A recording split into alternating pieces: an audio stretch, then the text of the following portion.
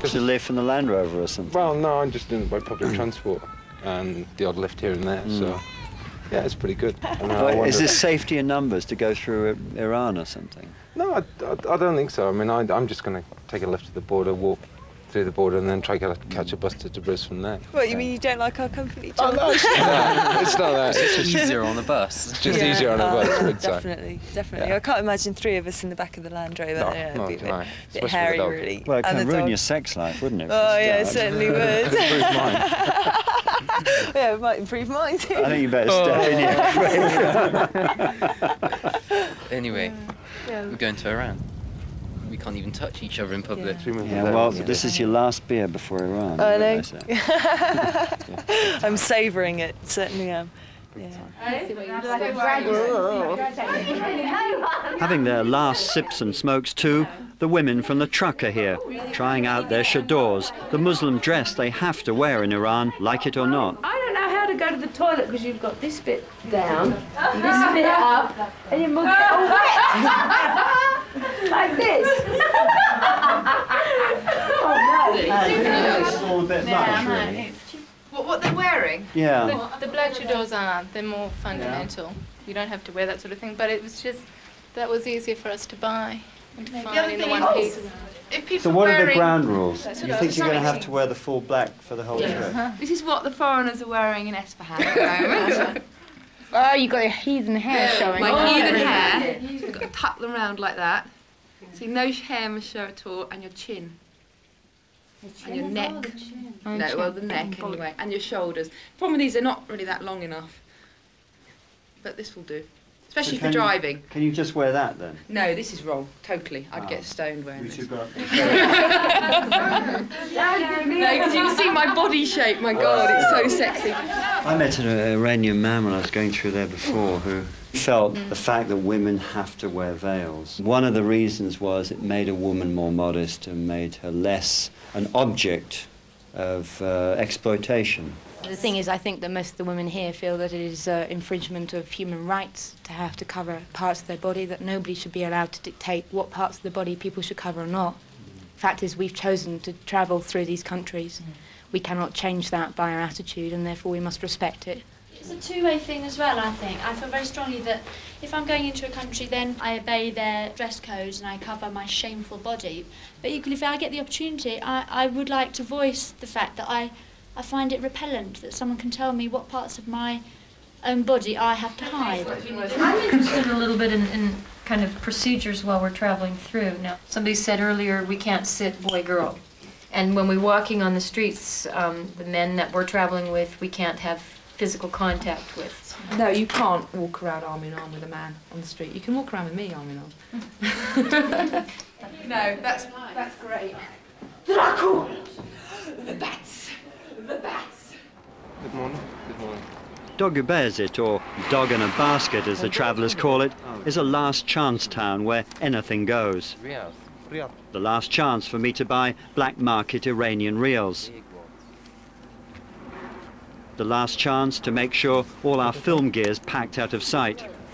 The last chance we all have to change our minds before we go to meet our mullahs. Okay, we'll see you on the border. Yeah, we'll do, yeah. Inshallah.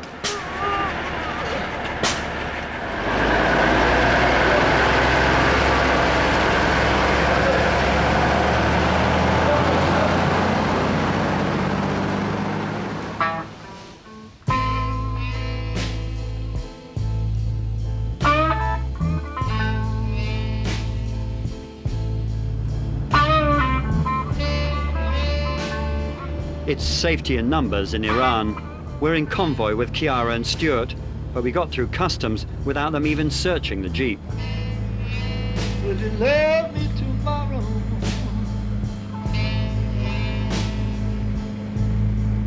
Like you say you love me now. The road swings south under a darkening winter sky, hard up against Iran's troubled border with Iraq.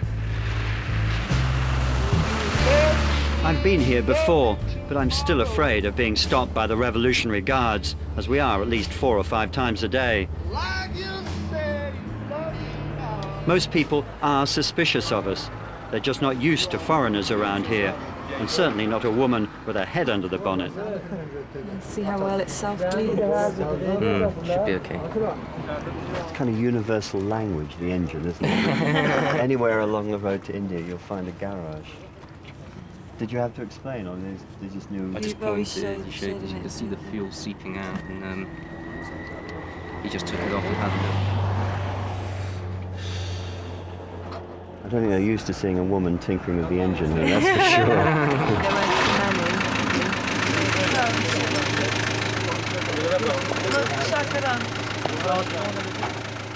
While the men might be a bit surprised by us, the kids are amazed. We're probably the first foreigners they've ever seen in this remote, largely unexplored corner of Iran.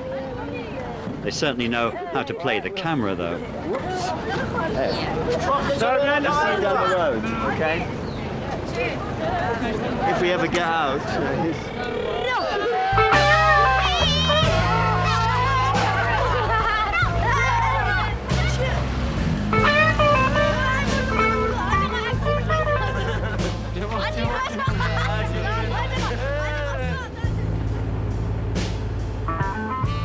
There's nearly 2,000 miles ahead of us through a wild and sometimes dangerous country. We only have a 7-day visa. I know why I'm doing it, but I sometimes wonder what it is that drives people like John to put themselves out on a limb like this. A lot of people are frustrated with their lives and with the work they're doing. But to make that decision to actually give up your job and just take off for God knows how many years you're going to be traveling for, it takes something, there has to be something to really push you to that.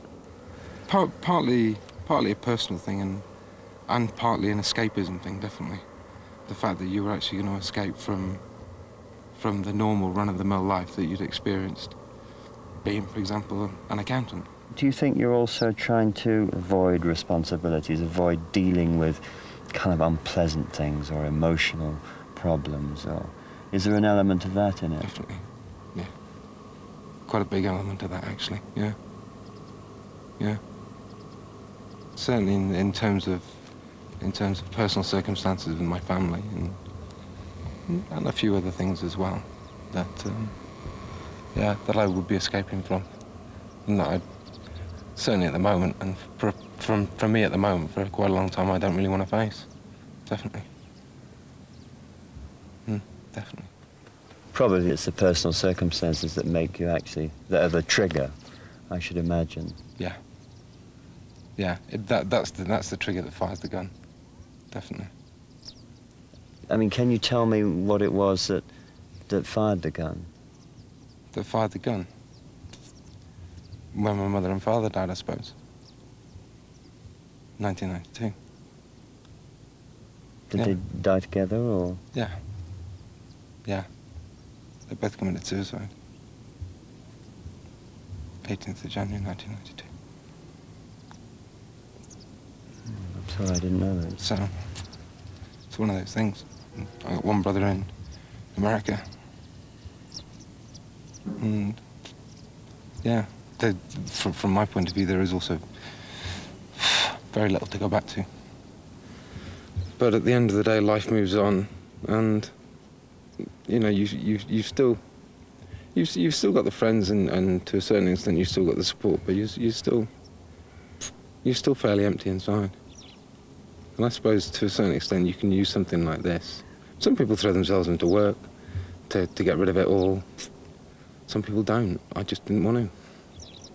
It took me 2 years to realise it. That's why I'm here. I might never want to go back home. I don't know.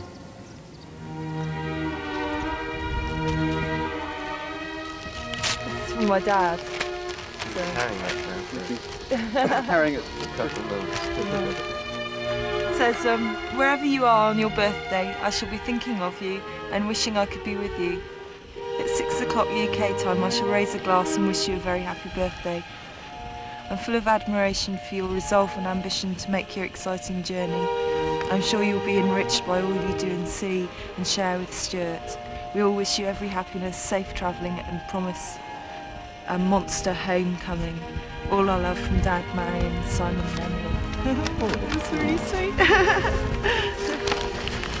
Where's the Prezi from? It's from Stuart.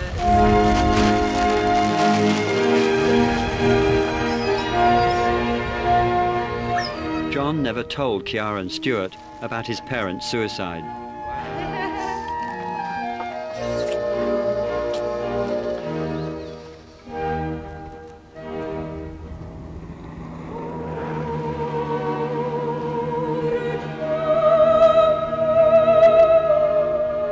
I said goodbye to them the next day, not sure if we would ever meet again.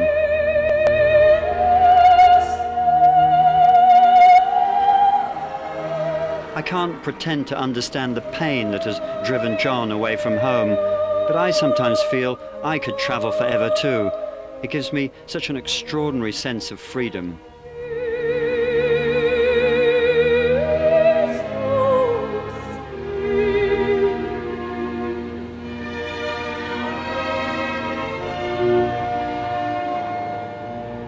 It's been 1,000 miles since we crossed the border into Iran, and ahead another side of life as we drive into the city of Isfahan.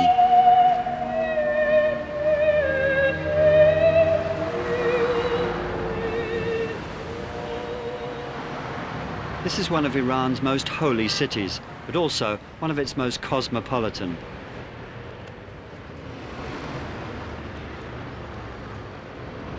Under the watchful eye of the mullahs, though, black is still the dominant colour on the streets. It's even blacker today, Martyrs' Day, commemorating the hundreds of thousands who've died, often still in their teens, in the name of the Islamic Revolution and the war against Iraq.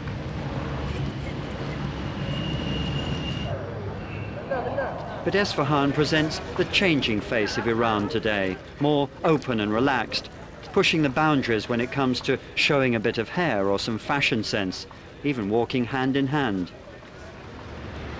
And nobody seems to mind us filming either.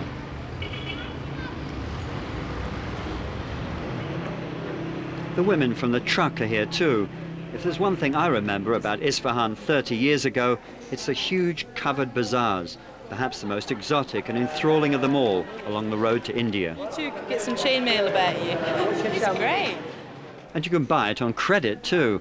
Okay, shukran. The doors to a new Iran are slowly opening, and foreign visitors means dollars. This is red chai. Everybody's got something to sell, but Iran's not exactly back on the tourist map yet. Definitely onion. Arsenic.